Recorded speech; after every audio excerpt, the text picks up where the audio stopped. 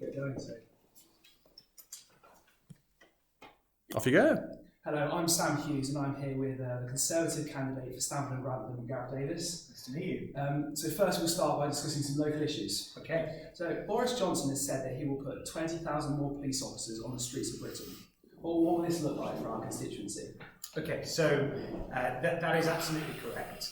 We have made a commitment to putting 20,000 new police officers on our streets. For Lincolnshire, that has already resulted in about 54 new police officers. But to me, that is a very low number, and I think we should be seeking to get more. Particularly because Lincolnshire has, and this constituency has, a varied number of issues. We have lots of lovely rural villages and farms, but we've also got three big towns of Grantham, Stamford and Bourne. So you've got urban issues and you've got rural issues. And so as a police force, we need to make sure that they have the equipment and that there's enough of them to be able to deal with all of the multivariate issues that we have.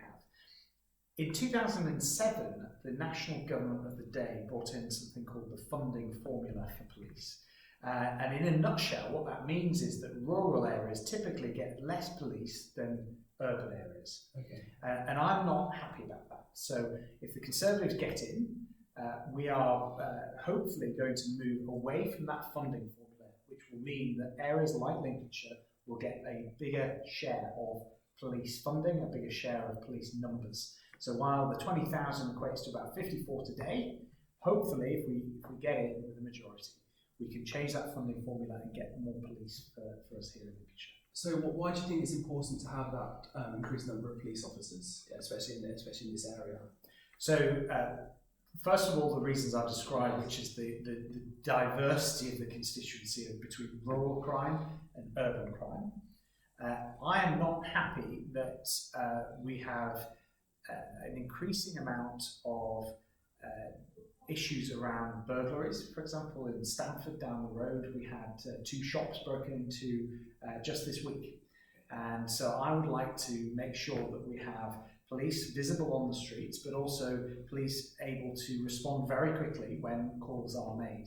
Again, we are very spread out as a constituency. Rural areas like ours are always going to have issues like this, but if we can get more police, the response times, the visibility will increase, and I think that ultimately will stop crime, but it will also make people feel safer.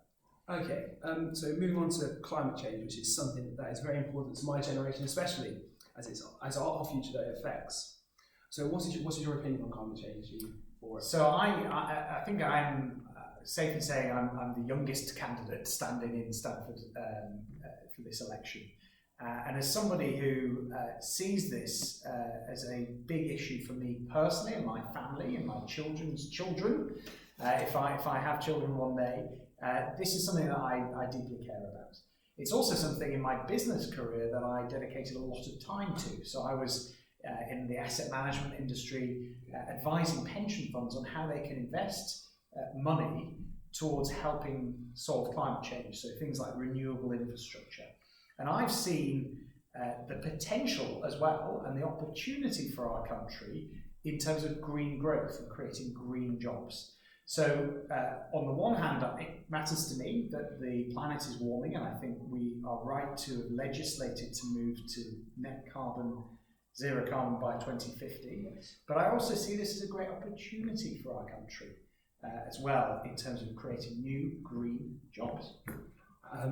So what will be done in Stamford and Grantham locally to help combat the issue of global warming as well as reduce one-use plastics? So as a country, since we brought in new legislation, the sale of plastic bags is actually down by 90%. And that's something I think we should all be very proud of. It is now the norm that when you go to a supermarket, you take your own bag and you don't use the bags that they provide. We've also banned plastic straws, cotton buds, and made some progress towards that. But locally, we need to make sure that we work with the council so that it is easy to recycle.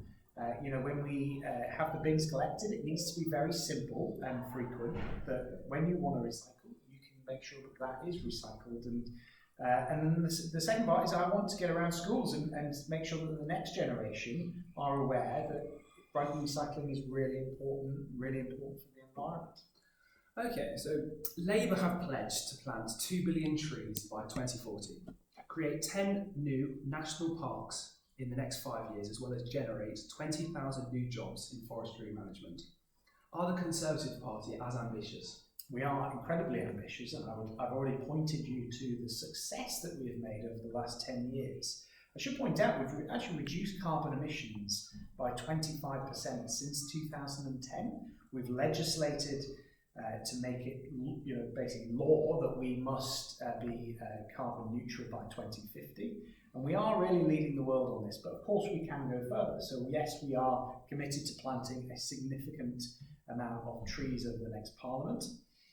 We have plans to work with the Woodland Trust and others to build a new forest in Northumberland, for example, I believe it is. And there are a number of policies that we have that will help us move as a country towards electric cars, for example, and incentivise businesses and individuals to move and be more environmentally friendly in this country. Okay.